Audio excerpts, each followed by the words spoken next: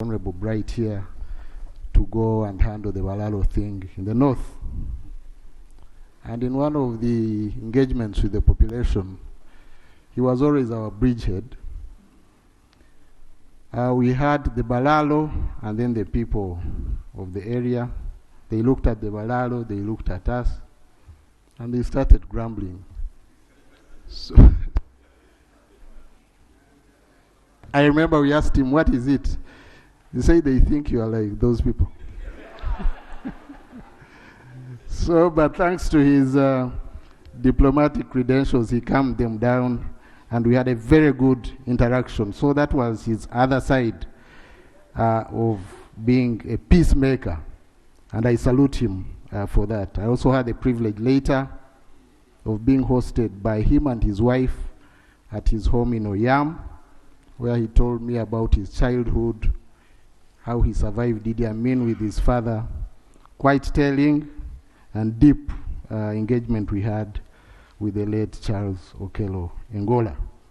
On the comments by colleagues and my dear friend Lope, I want to share the sentiments of General Mujira. Can we, for now, avoid to speculate until we conclude investigations?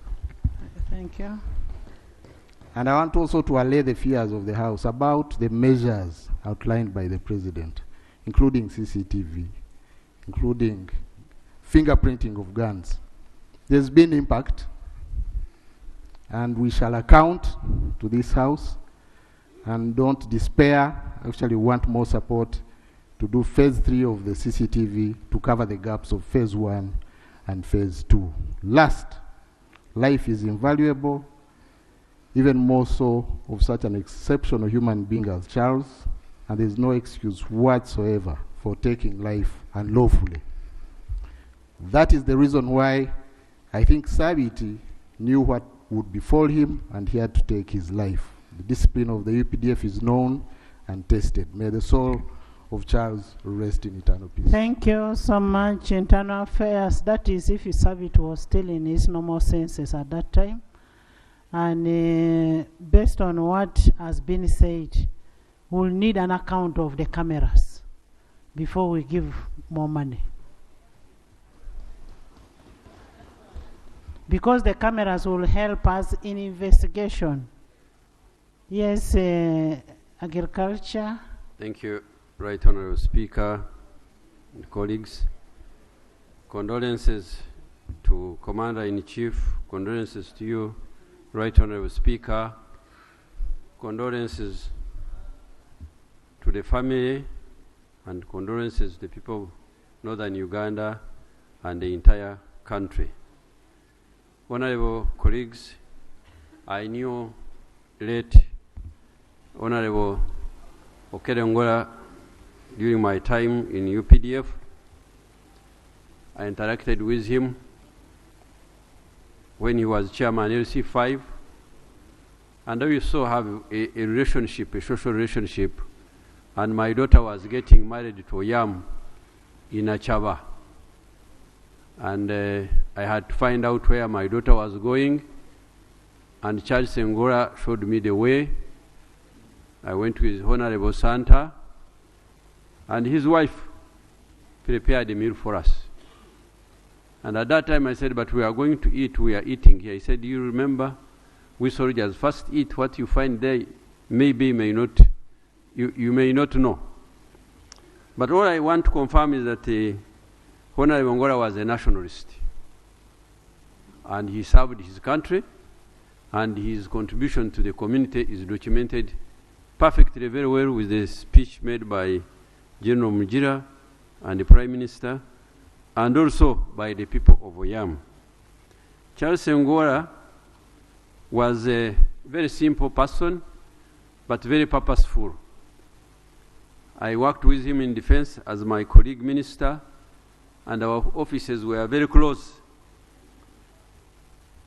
So I have known him, and thank you. I want to say a few things. One is that Charles Ngola put his life between the enemy and the community. And unfortunately, he has died a very criminal, brutal death at the hands of a rogue bodyguard. I want to join the others who condemned some of the utterances, especially celebrating criminal acts. As citizens of this country, we should condemn criminal acts across the border, and we should really put sanity in our politics, in our social media and print media. I would like to use this opportunity to implore you colleagues that Army, UPDF, especially the history of NRM, we actually select people to join the Army based on discipline from the rural villages.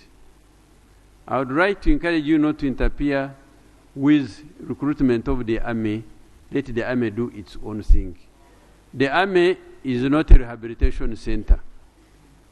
When we go to LCs, to the village, recommend the people who are upright, so that we avoid scenarios of ruthless characters.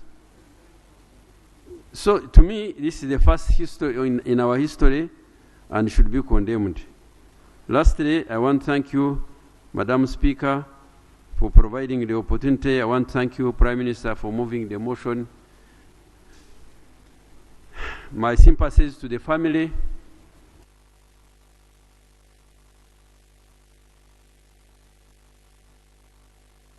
Switch on. To honorable colleagues, members of Parliament, and the bereaved family. May the soul of our fallen comrade rest in perfect peace. Thank you. Thank you so much. We are aware that we recruit disciplined officers, but we need to continuously train them, continuously counsel them, and continuously due diligence on them. Yes, Foreign Affairs. Right Honorable Speaker, colleagues, I stand here in support of the motion that was presented here by our Prime Minister, and I stand here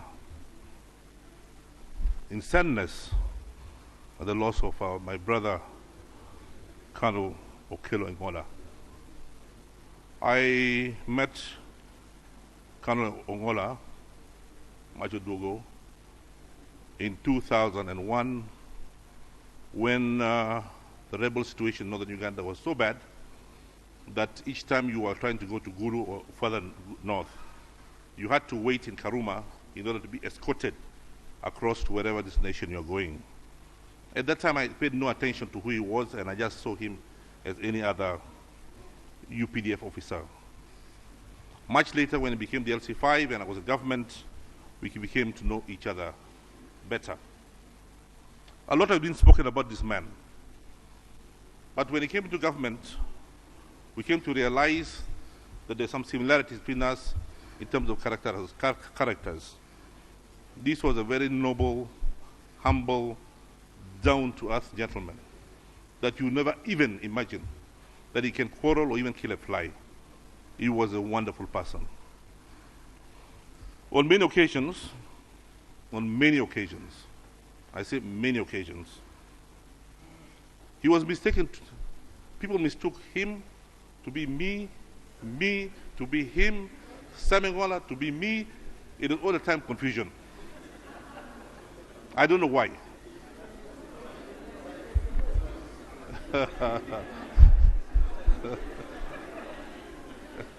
Order, Madam Speaker.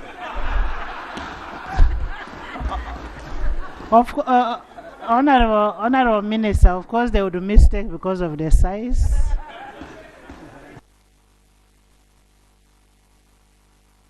Madam Speaker, we're having a meeting in the Ministry of Foreign Affairs with diplomats.